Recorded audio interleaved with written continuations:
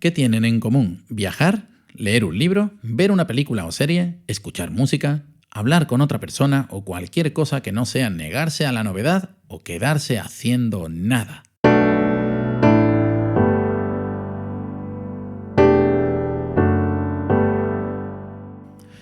Todas estas opciones son actividades.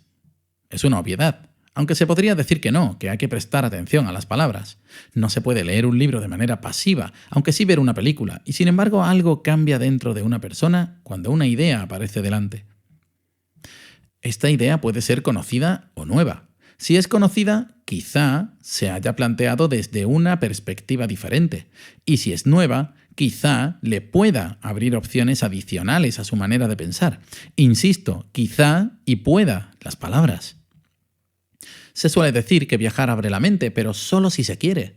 ¿Y qué es esto de abrir la mente? Pues expandir los límites del mundo que nos rodea, aumentar el número de opciones disponibles, ampliar nuestra perspectiva a más puntos de vista, que deberían tender a ser válidos en tanto son reales en otras personas, siempre que no vayan en contra de los derechos humanos, por ejemplo. Pero recuerdo una historia en la que una persona muy adinerada, al tiempo que absolutamente ignorante de otras culturas, se veía cuestionada por su falta de interés en conocer idiomas distintos del suyo, aunque fuera para poder comunicarse una vez estuviera en otros países. Y a todas las preguntas contestaba que teniendo dinero no necesitaba aprender nada, que si quería ir a un lugar le enseñaría dinero al cochero, si quería comer, al personal del restaurante, si quería ropa, al sastre, que en definitiva consideraba el dinero como idioma universal. No voy a cuestionar una cierta realidad en su razonamiento, pero creo que puede ser muy satisfactorio conocer y aprender de otras costumbres, lugares y personas. Por eso, cuando he viajado a otra ciudad o país, he preferido caminar por sus calles, si era posible, entrar en sus tiendas intentando hacerme entender, en sus bares, restaurantes o lo que hubiera, y en algún museo o lugar de interés.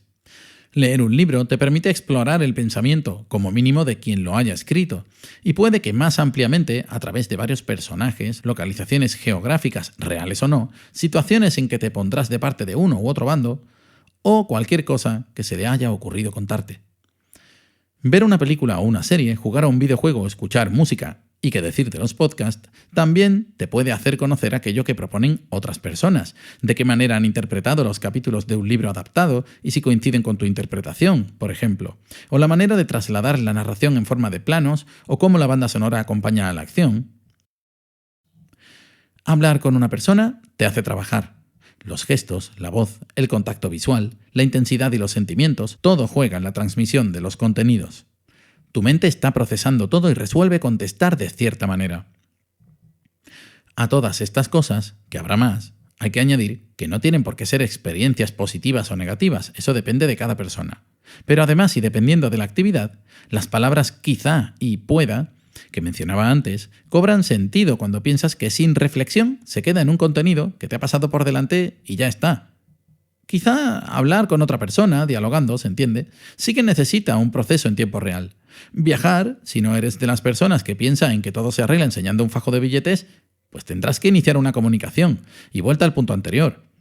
Ver o escuchar contenido tiene un punto de automatización que hace un poco menos necesario procesar lo que te encuentras.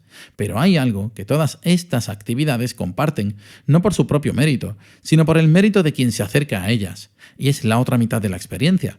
Analizar y reflexionar sobre su contenido, lo que se piensa en directo y en diferido, lo que nos dejan de por sí y lo que decidimos de manera crítica que nos aporten.